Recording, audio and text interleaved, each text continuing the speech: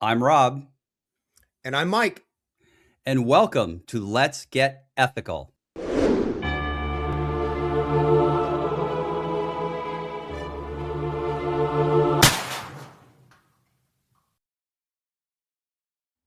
All right. Welcome back in, everybody, to another episode of Let's Get Ethical. Rob, how are you? I'm excellent. Mike, how are things on the West Coast today?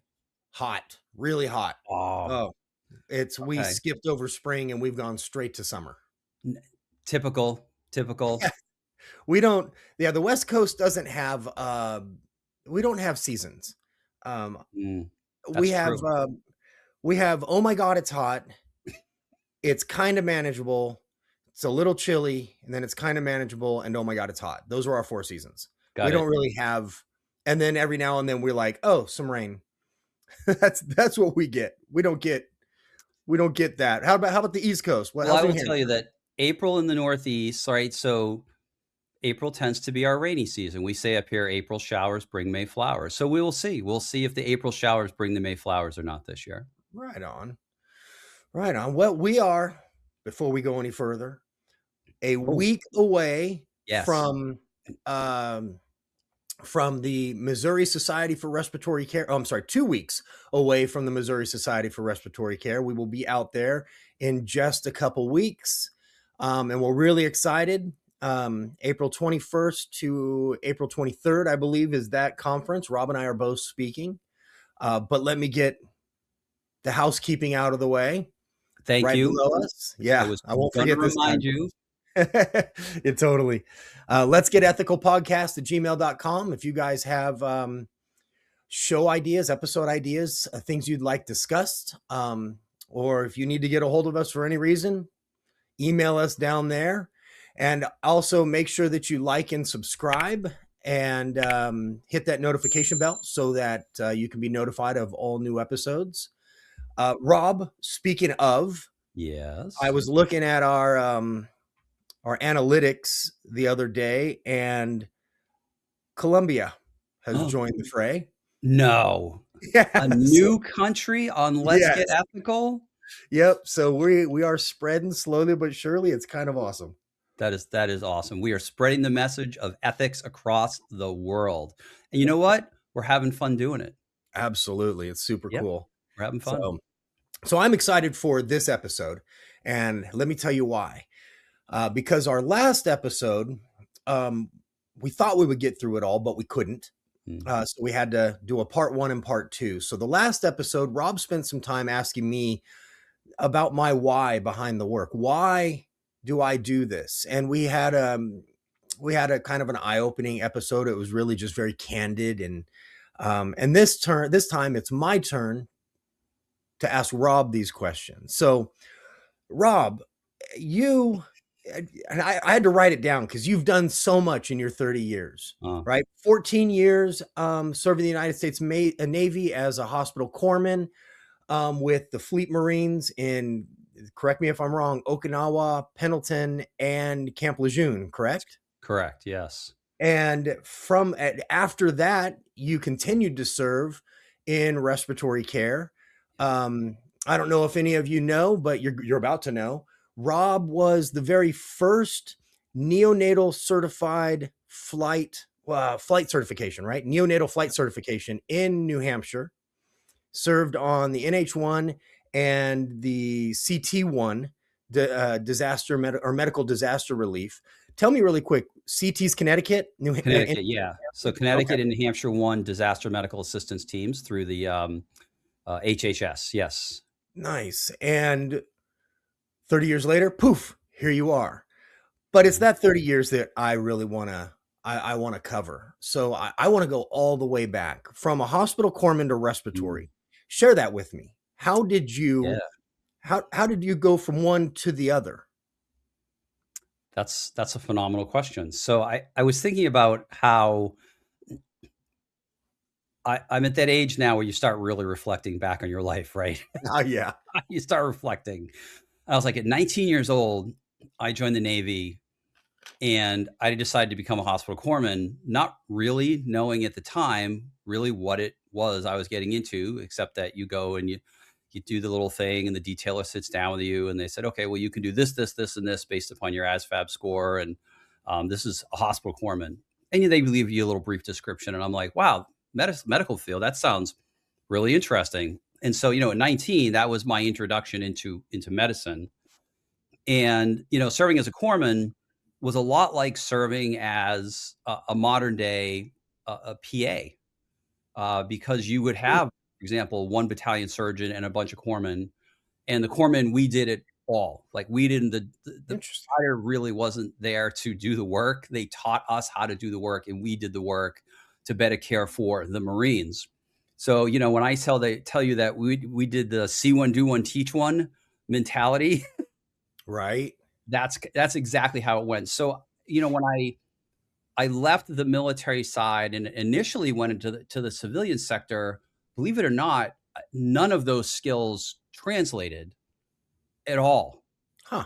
Back then, you couldn't do any. I couldn't even get a job as a phlebotomist, right? And I Really? can tell you, how many times I took blood from somebody or put an IV in somebody, or the things that I learned in the Navy as a hospital corpsman, from putting in chest tubes and tapping bellies and, right, taking care of people with gunshot wounds. So I had a very, very high degree of competency that Right. wasn't translatable. You think you'd be And more qualified, not less qualified. it made me more qualified, absolutely. And so I was always fascinated by the cardiopulmonary system. And when I first got out of the Navy, believe it or not, I looked at going to respiratory school, and I didn't get accepted Now in New you had Hampshire to I'm go to sorry to interrupt. respiratory school. I'm Yeah. sorry to interrupt. You had heard of respiratory before Mhm. getting into respiratory?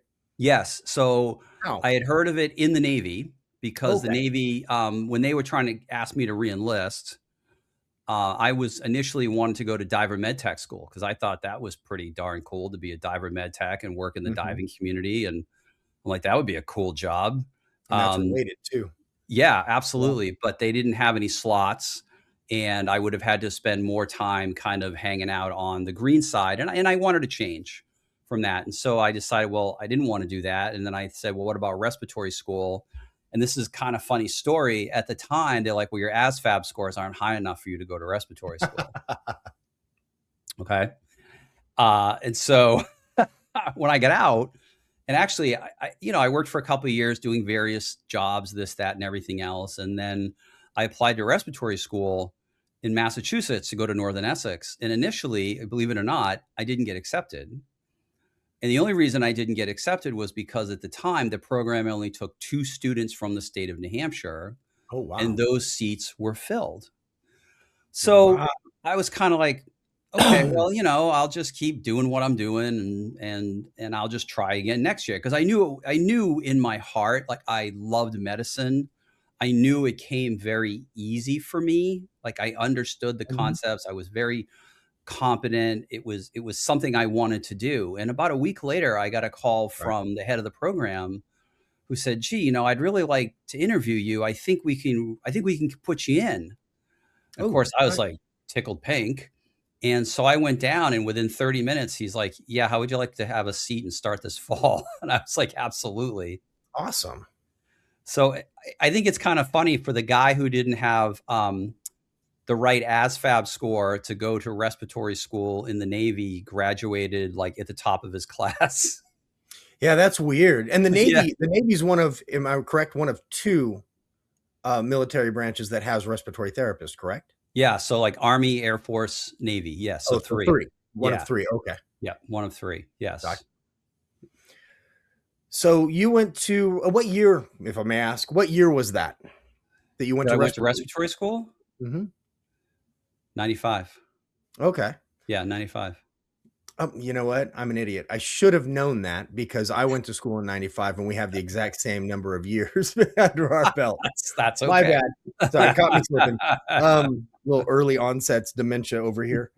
Um, so in respiratory school, you graduated '96 then, I'm guessing, right? 97. Yeah. It was a 2-year '97. associate degree program. Yeah. Okay. All right. Where was your first job? So my first job before I even graduated, I worked at a hospital that I was doing my senior clinical practicum in New Hampshire. Okay. You don't want to say where it was? Oh, no, it's fine. It Yeah. was Catholic Medical Center. Yeah, no, it was a gr Okay. it was a great place to start. Like, I did my senior practicum there. We had a big open heart program, nice community hospital. I actually started evening shift, was my first Oh, job, and it 8 hour was shifts, huh? 8-hour, yeah, 8-hour evening shifts. Wow. It was awesome. So I started right out of the gate. Back then in New Hampshire, we had kind of as a student licensure program. So if you had met um, the minimum number of requirements in school and you were coming up, you know, you're going to graduate and you're going to take your NBRC exam, you could start working under a limited kind of a limited scope license. Nice. And so I jumped in, you know, with both feet. I remember the day that I interviewed with human resources. I was in clinical, right, in scrubs.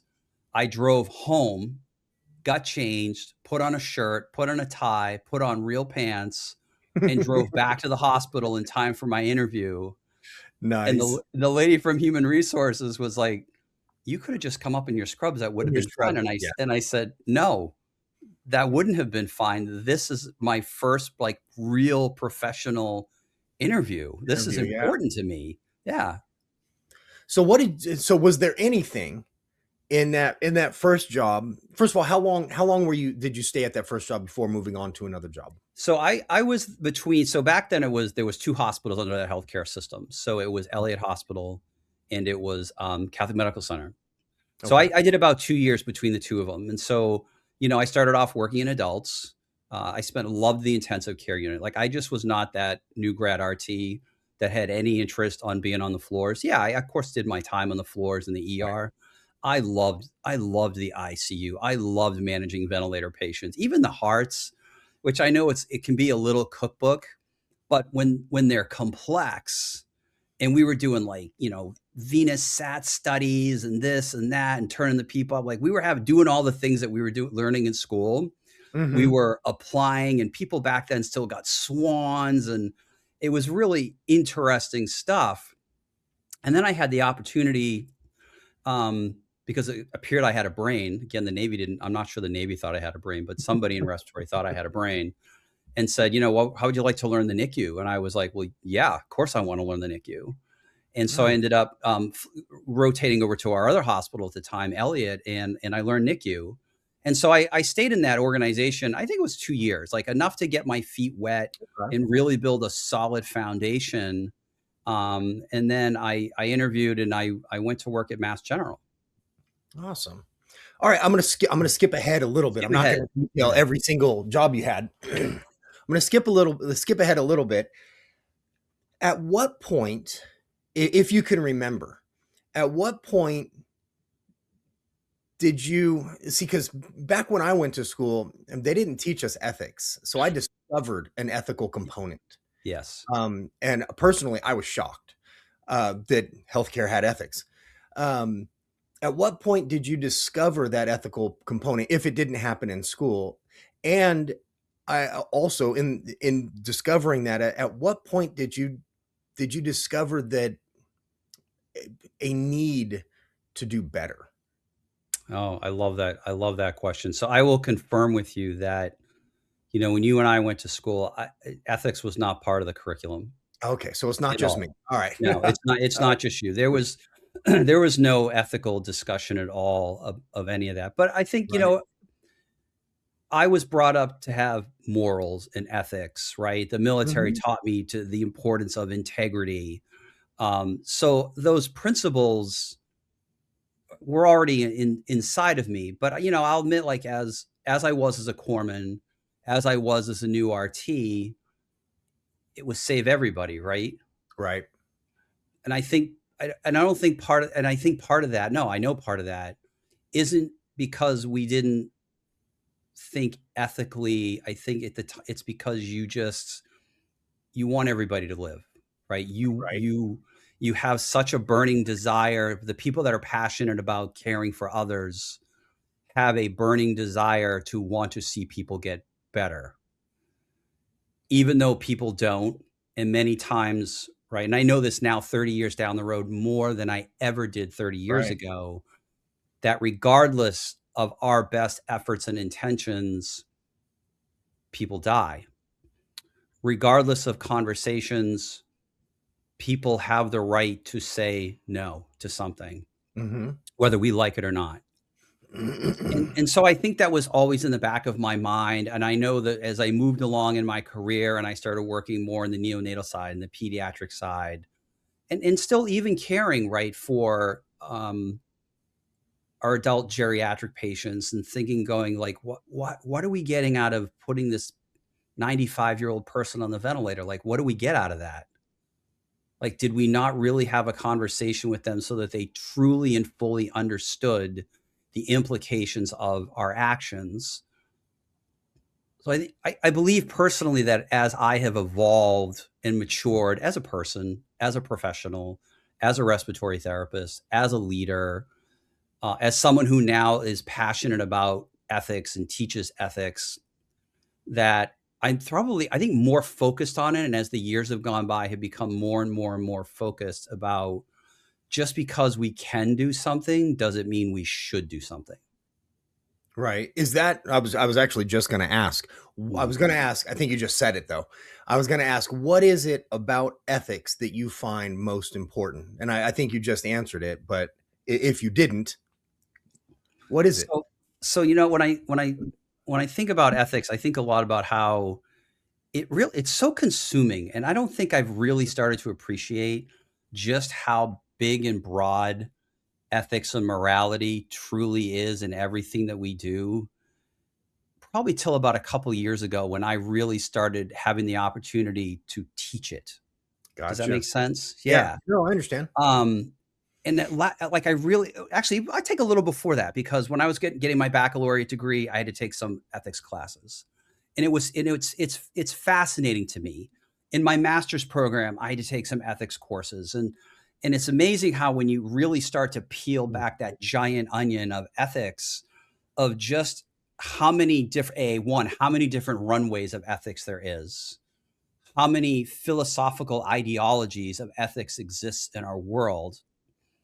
And more now, as our world has shrunk, ethics is even more important because we are living in some, I think, the most potent cross-cultural times to be in healthcare, Oh yeah. right? I have seen things where family members act in a certain manner that to us seems very foreign, but for them, it's the way that they're grieving, Right. right? And living in, the little tiny state of New Hampshire, or working in the Northeast, yes, we have lovely cross cultures. It's amazing, but there's not always the same exposure. Let's say if I worked in New York City or Los Angeles.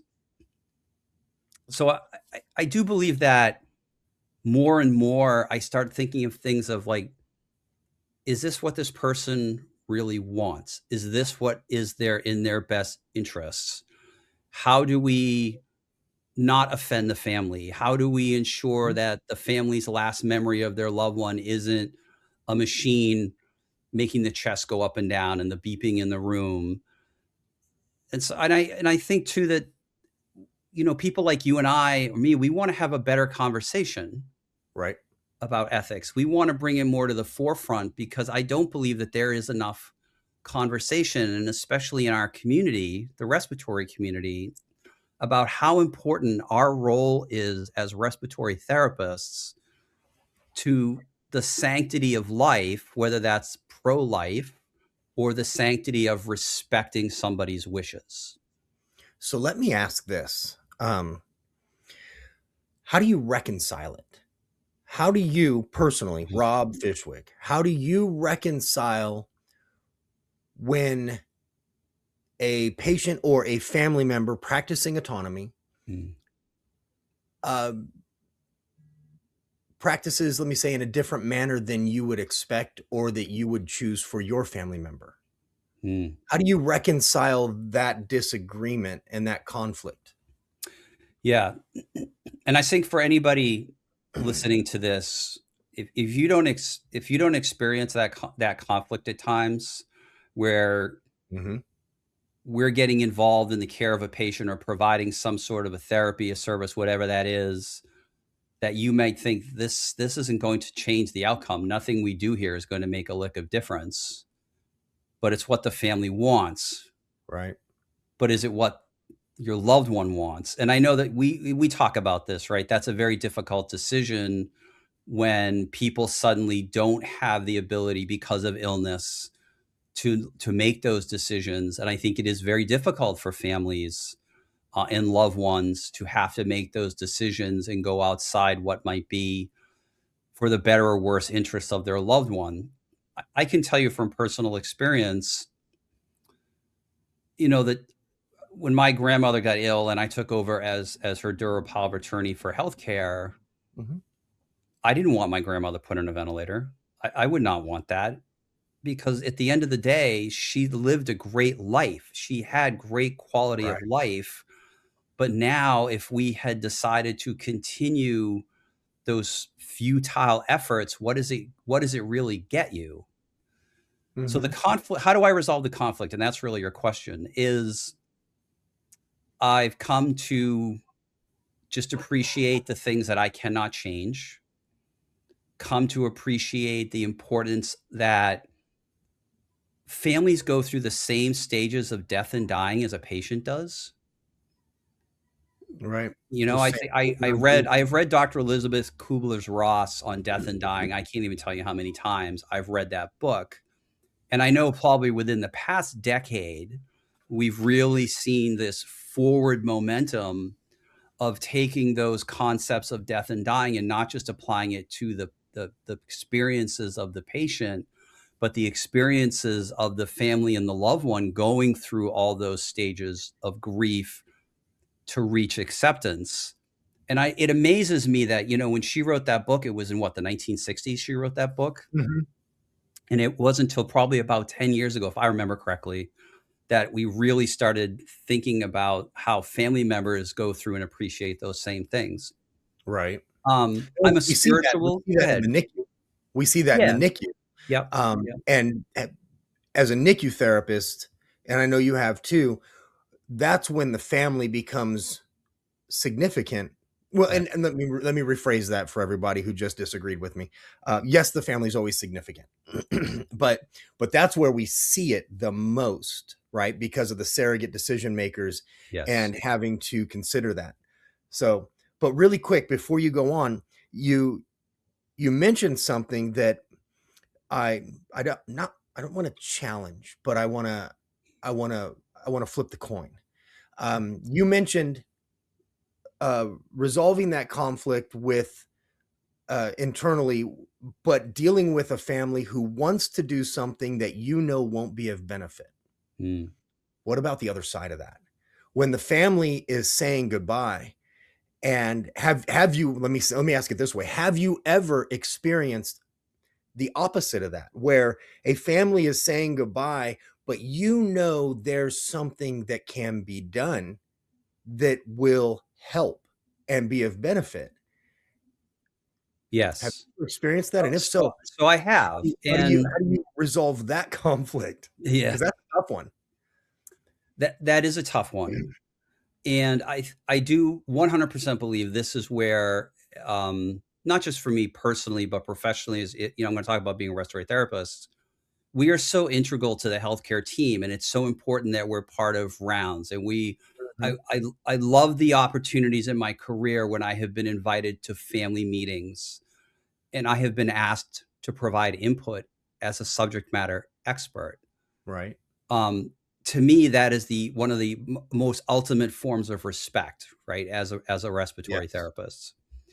Sure, there are times in clinical rounds where I might say, but we haven't tried this. We haven't tried the oscillator, or we haven't tried this. And I've never felt that I couldn't speak openly about those ideas. Sometimes the best conversations are, Rob, that's a great idea. Thank you so much.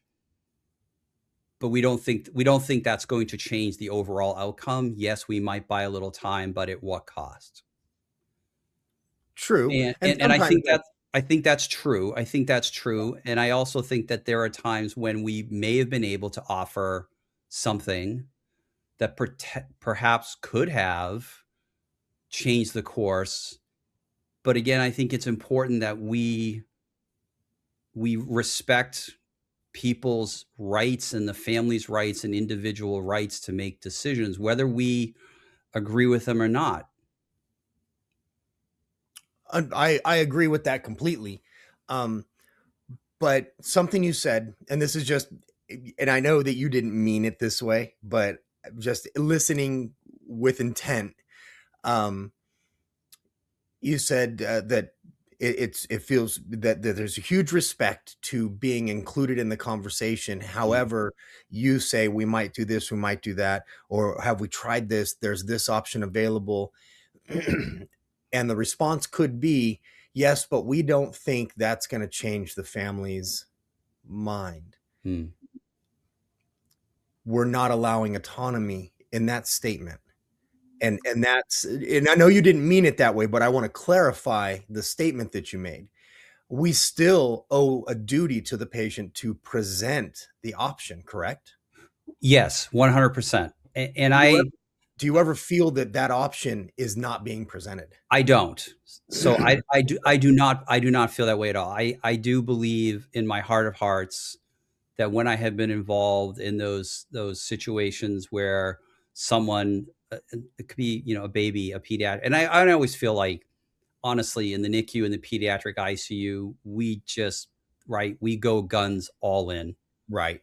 And we always have. And I can't think of a time working in the pediatric intensive care unit that any provider ever looked at me and said, that's a bad idea.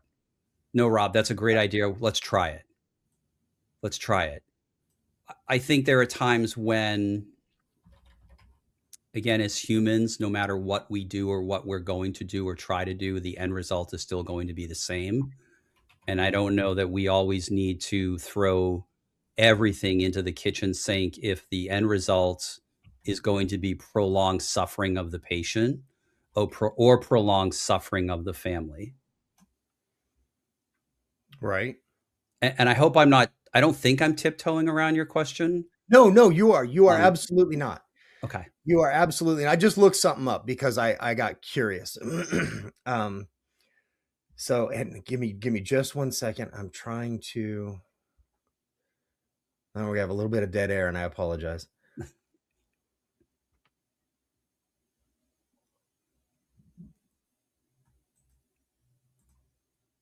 This is interesting to me.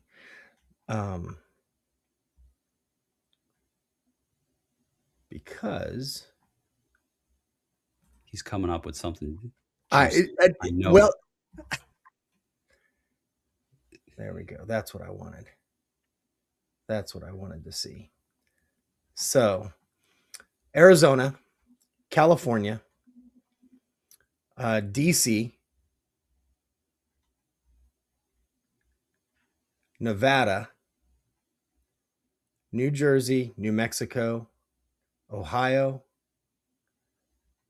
Pennsylvania, Rhode Island, Tennessee, Texas are the only states that require ethics as part of licensure renewal. Wow. So let me Yeah. count those up really quick. Out of 50, right? 1, 2, 3, 4, 5, 6, 7, 8,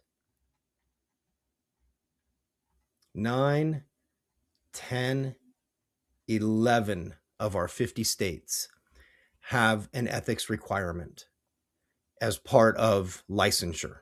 Mm-hmm. Now, they all have different ethics requirements, but there's only 11 of the 50. That means that there are 29 states that, did I do that right? 39 states. Oh my God. 39 states in the union that do not have an ethics requirement. Yeah. I live in one of them. We don't have an ethics You do. requirement. Yeah. If you could tell those 39 states something, what would it be?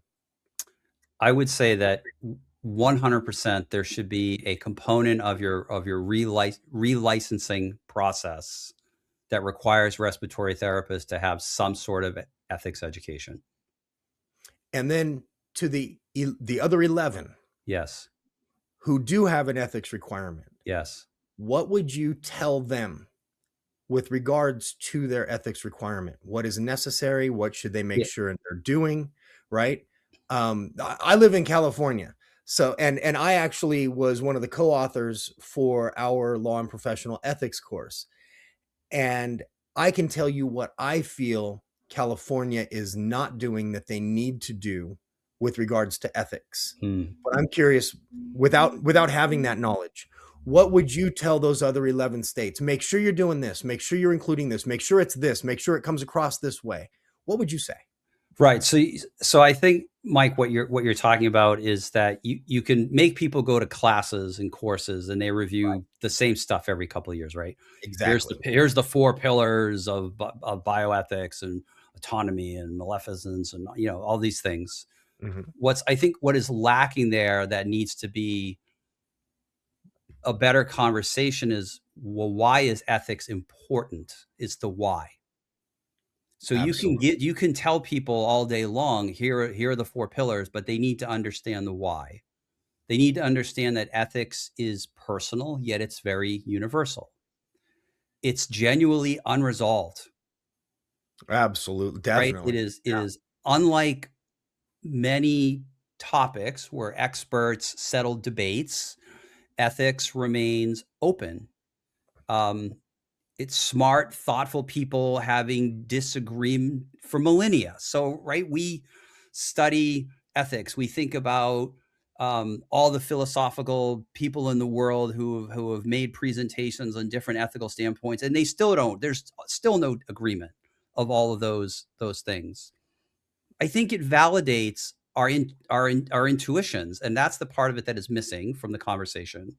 Mhm. That we all walk around with certain gut feelings about things and about right and wrong, and we need to have conversations about that, because it's like you and I talk about.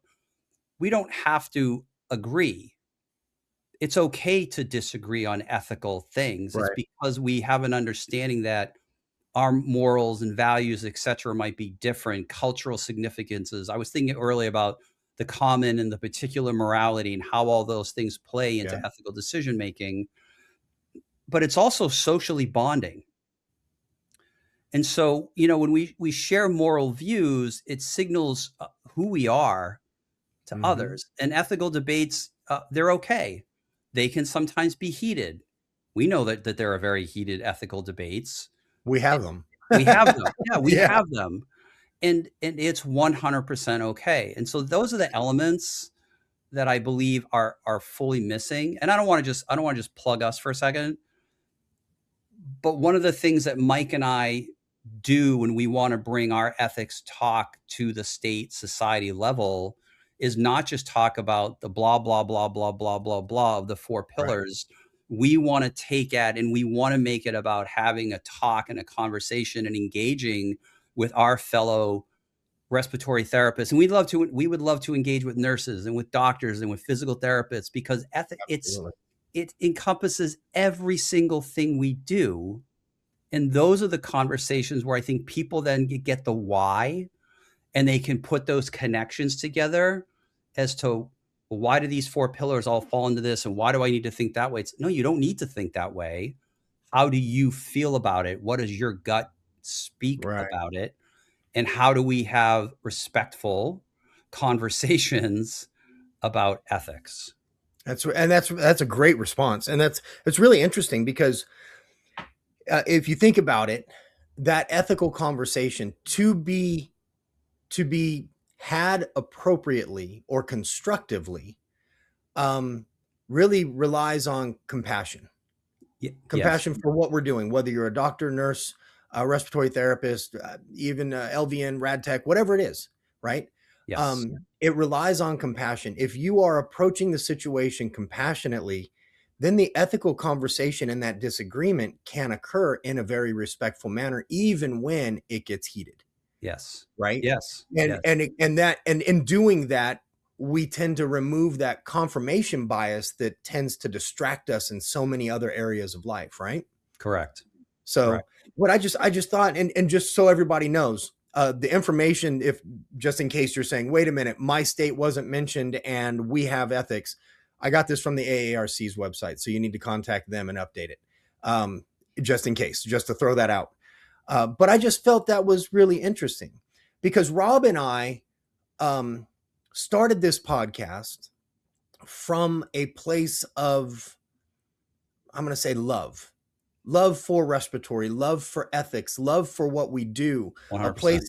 place of compassion for our patients, not to tell people what to do or how to think or how to act, but challenge to challenge. And that's when Rob and I talk about, we have heated debates and heated conversations. It's because we're challenging the other person's train of thought. We're Mm-hmm. challenging the other person's perspective. And that's how we gain perspective, right?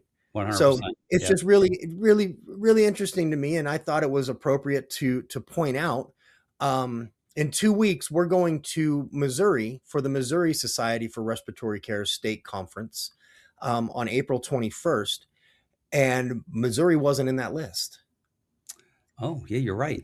They Let weren't. me let me double check. They weren't. Let me just No, make sure I'm not speaking out of turn I here. I think you're absolutely correct. Missouri, Missouri does not.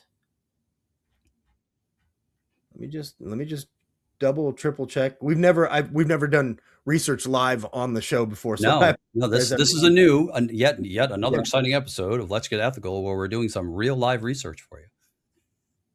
yeah, there you go. And that was a good radio voice. Thank you very much. That was perfect. You hit on a great point, Mike, about Yeah, Missouri does not have that. Missouri doesn't have this requirement, and it's states like that that are thirsty for it. yes, Um, yes. uh, yeah, I'll speak really quick, and then I'll let you. We'll get back to Rob. Um, California, the ethics course, the requirement for what must and must not be in the 3-hour ethics course comes from the Respiratory Care Board of California. And I struggle with it because as a co-author, as somebody who authored the ethics portion for this new one, and it actually just came out January 1st of this year, um, I struggle with the the lack of conversation because they fill the 3 hours with, you need to get to this, Mm, and there's very little leeway. And I'll be honest, the ethics course that we wrote, when it's delivered, is actually a little over 3 hours. wow, that's a long um, time. yeah, it's a little over 3 hours, and we really got to try and get it down within that less than 3 hour period so that we can still do the test, right? So I struggle with that because, and that's one of the reasons that we take this to the state society so that we can have the conversation. Even in a state that has the ethics requirement, the conversation needs to be had. And since it can't always be had during that ethics course, we need to have it somewhere else. And so that's Yes, kind of the goal here, is absolutely. to bring all of that back up and ask the why. Yes, Why is that important? Why does that mean so much to you? Well, what does it mean to this person, right? So those types of questions are what we need to really ask. So sorry, I didn't mean to usurp it for a minute, but no, no, that was great. That was a great point. That was a great point. You you were talked saying about something. I'm not sure if you remember. compassion, and that's so important. I think about how important it is that we don't lose that. When we've been doing this, as long as we've been doing it, yeah, we've got gray hairs and we've got barnacles and etc. Right? Right? But at the end of the day, we have to demonstrate compassion and mean it.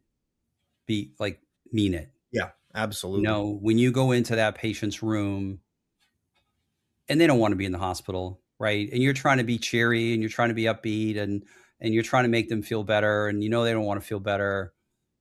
To demonstrate, stop, commit to sit. If you like, as a leader, I commit to sit with the Yep. patient, so I'm at eye level, right? I'm not standing over them, and listening, active listening, demonstrate compassion, hold their hand, comfort them, talk to them, talk to the family, show that you care. because once we lose compassion, everything goes out the window, 100%. right? And I don't ever. I hope, as a person, as a professional, that I never lose that ability to be compassionate towards another human being and demonstrate empathy as well. Because our patients don't want our sympathy, right? They don't want to hear that. They want us to empathize with them as much as we can. And everything we're saying, all this is part of ethics, Right. right? So, Absolutely. They right, want us to truly care about yes, what we're doing at that bedside. yes, Yeah. yes, and that's all part of ethics. And it's one of the things I love about what we're doing is because we're not just focusing on those four pillars. We're focusing on deconstructing the Right. entire concept and rearranging it so that people have the opportunity to look at ethics very differently. Well, I I don't know what else. Yeah, it can't be said more perfectly than that. So, uh, I think we kind of close with that. Rob, as we close out, what are there any final thoughts that you have that you want to make sure people hear or know or are thinking of? Um, and and assuming that some people in Missouri are going to be watching this a couple weeks beforehand, Mm. as we come into that conference and that conversation with that audience, um, what do you want them to know? I want my fellow respiratory therapists and my fellow humans just never stop thinking of the importance. Again, I'm going to go back to empathy and compassion and caring. We know it's hard. Like we've all worked at the bedside. We know how hard and how challenging it can be. We truly understand. But please don't ever lose your ability to love another human being. And remember that everybody has the right to make their own decisions. Respect that. Give your very best to your patients, to your coworkers, to everybody every Yes. single day that you can. And I think that those showing acts of kindness will pay you back 1,000-fold. 100%. Well, Rob, I appreciate you taking the opportunity to be so candid and share your thoughts, your beliefs, what drives you with our audience. And I mean, it was kind of emotional for me. So let's go ahead and close it out. All Thank you right. guys for for watching, and thank you to Columbia for coming around. We appreciate it. Hope to see more of you guys in our analytics. And I'll throw out I won't put it up, but let's get ethical podcast at gmail.com one more time. If you guys have anything, make sure you guys are commenting below. Let us know how you feel. Let's have these conversations. Yes. So, Rob, why don't you take us out? And join us next time on Let's Get Ethical.